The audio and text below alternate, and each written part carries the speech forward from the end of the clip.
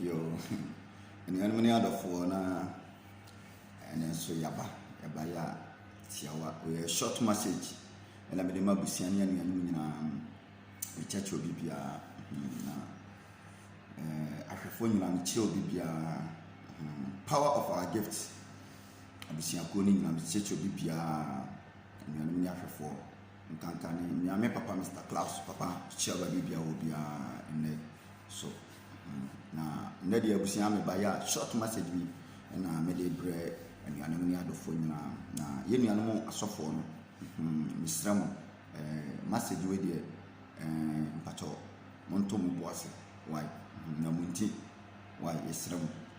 na kakra me kan fa ye ema ye nuanom asofo ne se hwe ye nuanom asofo na mo Ghana no yesram wan yesram pa ye pemasam na ye nuanom munye ye nuanom so chase munni ho a ye ni ho yesu ye ni ho a muso munye den munni ho because o ye sofo na o ti asori a wan nya nipa ho ana be fra sofo so mo yesa pe ye nyina ye de ye hu begim o chase ye nyina de hu begim ne ye nyina sabe ye nyina dane ya dane sa nkrofo ni bi afede wo be preach because me ti asori am ye de ne me ba beba ti esram munyai sa won munyai hwe mo yesa won mo yesa mama o mampeni anya ne ho free o mampeni say one district one factory one district one dam so what you say mo huna papa isa mo huna papa no mo de hwe one district one factory free education mama na nado afa ne ho free and 4 years free unia ntiga na so fa dia modi yo man na ye nana do gwini ye ya na mo ka kire ne se nana se wansi national cathedral nyankopo beku aba minia nti boni amodi yo man nti ayama mo boni na hwe anka nana do gwini ye na mo ka kire nana nyankopo se yan kan kire wo se free education wanye ni ya ubewu one district one dam no one ya ubewu one district one factory nana wanya ubewu anka nana no wanye ba mu Ghana so for the ohun hwe boni na modi yo man no enye wo boni amodi ye Ghana man no enye wo munja yo odi mon koso na munye o man no sa why odi munye o man no mumpo man na brosa why nti Ghana ye nya momobo hwe o man ya yeti hwe gold any dam of bauxite hwe ajapadia Ghana te so ayeda mo bobusia o mampeni akoko bobusia so de babe yempuntu duma o de be lole kwan o de triemba o de free education bam one district one dam one district one factory mo dad mo huna papa na sa say o mampeni nyankopo say wansi national cathedral ubewu ama papa di sika nyina over $100 million se deben $100 million mi pato enye free education no e ma ye ho ndoye enti mi nya Accra Kumasi road no ba akokora nkoma accident no etuntwa enti mi nya takra de kwan bi kakra kra maye ama accident no etuntwa mwanya no fofo Ghana sofo enti abura mode bo Ghana man enti aye yo odi amunkoso na munyo man sa why odi amunkoso na mumbo o man na bro uye sofo oko US unim se US yenchi akoda bayifo yenchi oba bayifo obedru Ghana wa sole na wo US no wakoya sole wo wantimi anchi bayifo bia wo ho wanchi bayifo bia wo ho embrewafo no omuntimi nyomo hwe na omasa fa nkrofo mu ye adwuma mo no ya chi obi bayifo Ghana nko a ye mame mo kra sole okwa fom kra eye na adwuma kra na masambo no beyie aw nti hwe sika o mampeni edisi national cathedral hwe sika nko a o mampeni edisi national cathedral amodi atu mampeni so nti okwaje bosia na ode ba beyem puntuduma mo se sa wanyesia na sofu penimua penimu sika wanya bi dada enya fe kra na wo ba na watimi ya fro ebisa wo se nkodati suku ase nkodati mbiase ko school enkoda tin wiase ko school owo kora betimi asane afiri soro aba begu omusa ka obi wo se ene de mfa ho no man bia no ahiafo wo ho aw Ghana sofo nti ubo omanya brosia nti eye ko kasa meye nti a penimu te se wo sebe penifo manima adwene ne nyansa a obo ade ade ama hwe nipa doma go na se kasa meye nti a wo se yebe bubu de go Ghana na e de besi National Cathedral eye me pato enye wo nyankopon na because wo hu nyankopon da wo sa peni na o kasa atam no hu nyankopon da abja ma mitwete ya ka wo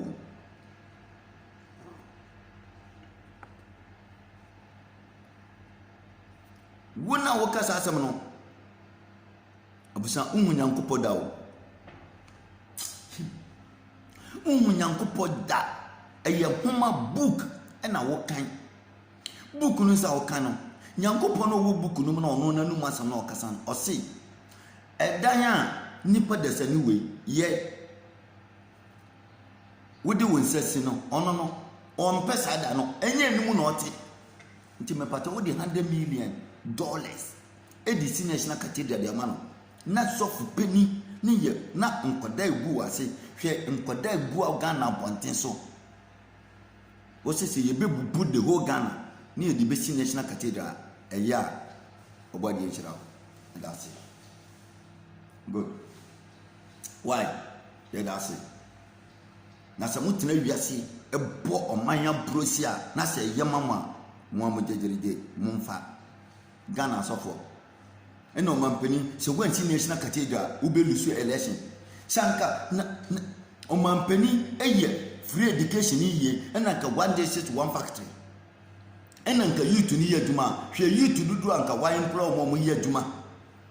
individuals na so obi ma na homene so say opeso obi e company bia mo de be na same asole be na akọ atubo krata be na okita Ghana sofo nti boni amodi ye oman no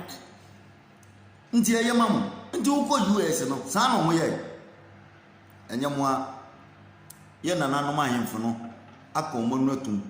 omo nkasa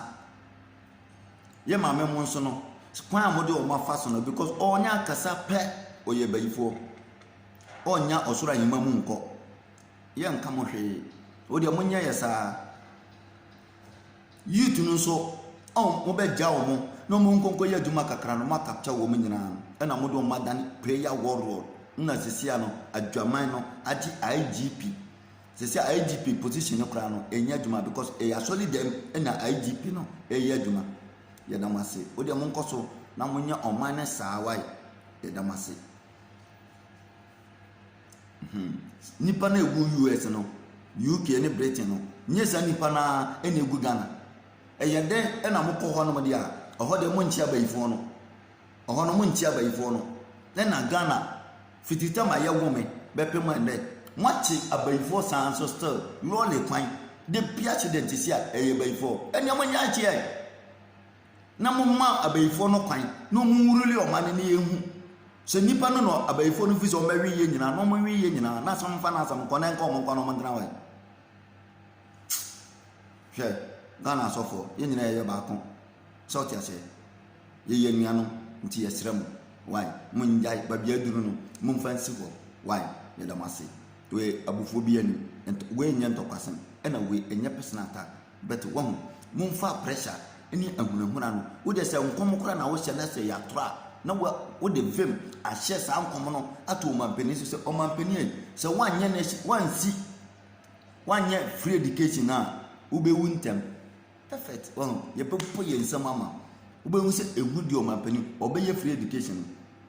omampani one day sit one factory no nyankopo se se wanya ubewu ehu bede no anka hwe ba bia waduragui eye DC National Cathedral anka ye shopping mall kese be ye Accra mo be miensa ana West Hills be ye 4 kra no makambo mu a better hwe work esonkwa o me employ wo so tia se enti anuanom yesrem Ghana sofo yesrem wai munja hunahuna no na munja youth no no nkwa bontin konko ye djuma no mo fan support fie why na collection no mo ji ya che for 19 kojo 1600 bepe mo nde mo da hoje sika no mo anya bi dada obi kura wo ndi sika de ache so obi wo obi so for obi ti Ghana ono dollar kura ade ache so no ondi Donald Trump na dollar ne ya na dia no ono kura di ni ade ache so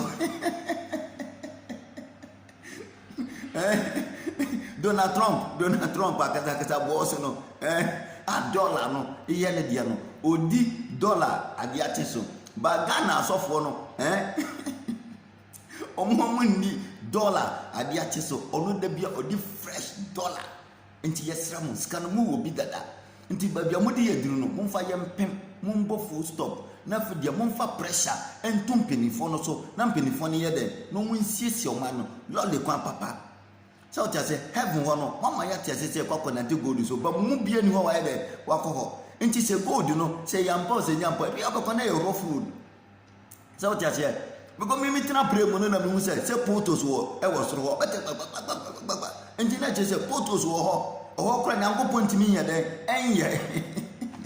enye nwie so tia se e bia na nyankopon ko ye na oje na ho me no onwie ye enti mi nua yesra mo wan yesra mo yesra mo wan enti me da mase abusia me do bibia se won saka video na na wo so na woni abi so en saka bi kai say obe subscribe to my YouTube channel no na wa press adoman so abrani na me the video bi atuma na won saka bi na wa share so what say na wa like na jumadi no atimi amana no so oba de chiro bibia ndo bibia se pia